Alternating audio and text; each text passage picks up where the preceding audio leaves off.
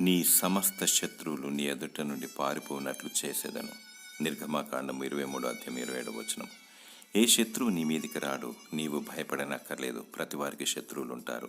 వారు మనల్ని అమాంతం మృంగివేయాలని చూస్తూ ఉంటారు.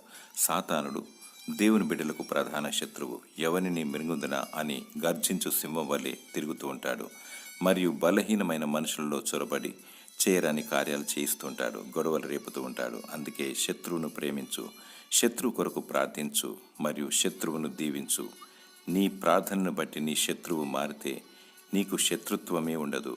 దేవునికి లోబడు, అపవాదిని ఎదురించు, నీకు సమాధానము మరియు విజయము లభించును. దేవుని స్తుతించు, ఆయనను ఆరాధించు, నీ పక్షాన ఉండి నిన్ను ధైర్యపరచును. దుష్టుడు తరమకుండానే పారిపోవును.